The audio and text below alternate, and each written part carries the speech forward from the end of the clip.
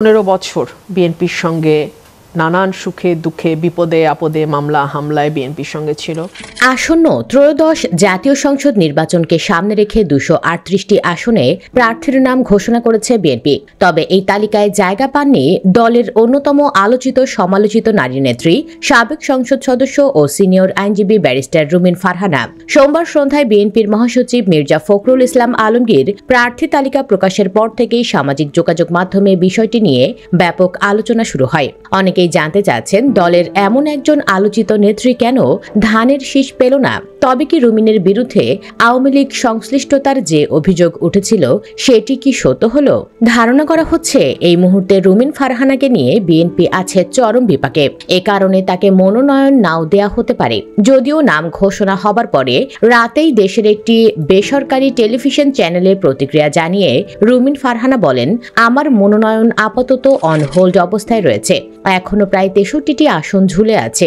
BNP এখনো কিছু আসনে জয়ী হওয়ার সম্ভাবনাময় বা উইনেবল প্রার্থী খুঁজে দেখছে। সেই বিবেচনায় চূড়ান্ত সিদ্ধান্ত নেওয়া হবে। তিনি জানান, প্রকাশিত তালিকাটি প্রাথমিক পর্যায়ের, চূড়ান্ত নয়। এই তালিকায় পরিবর্তন আসতে পারে, কেউ বাদ পড়তে পারে, আবার নতুন কেউ যুক্তও হতে পারেন। তাই একে চূড়ান্ত হিসেবে দেখা ঠিক হবে না।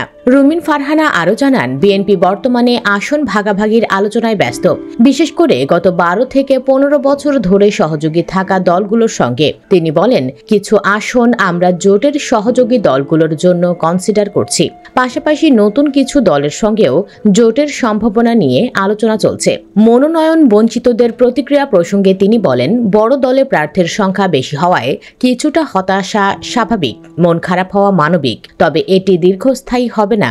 সময়ের সঙ্গে সবার যথাযথ স্থান নির্ধারিত হবে। নারী প্রার্থীর প্রসঙ্গেও আশাবাদ প্রকাশ করে তিনি বলেন, যদি বিএনপি নারী প্রার্থীর সংখ্যা 5% পর্যন্ত বাড়াতে রাজি হয়, তাহলে চূড়ান্ত তালিকায় আরও নারী প্রার্থী যুক্ত হওয়ার সম্ভাবনা রয়েছে।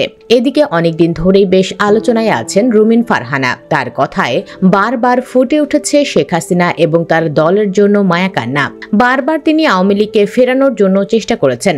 রুমিন বলেন, জুলাই অভ্যুত্থানে সেনাবাহিনী ম্যাসিভ রক্তপাত ঘটায় নাই, এটা তাদের ক্রেডিট। তারপর সে বলে, সেনাবাহিনী আরও একটা বুদ্ধিমানের কাজ করছে যে তারা শেখ হাসিনাকে মেরে দেয়নি। হাসিনা বলেছিল, আমাকে তোমরা গুলি করো, কিন্তু সেনাবাহিনী তা করে নাই।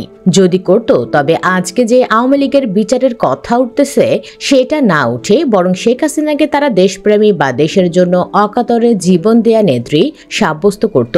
রুমিন আরো বলেন, শেখ হাসিনাকে শেষ না করে সেফ এক্সিট দেওয়াটাও সেনাবাহিনীর ক্রেডিট।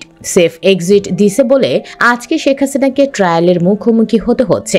এই বিগ ব্রেনওয়ালা মহিলা কি জানে, না মেরে দেয়া আর সেফ এক্সিট দেয়া কোনোটাই যে সেনাবাহিনীর দায়িত্ব না, বরং সেনাবাহিনীর কাজ হইতেছে হত্যাকাণ্ড থামানো, যেটা তারা জুলাইয়ের শুরুর দিকে করে নাই।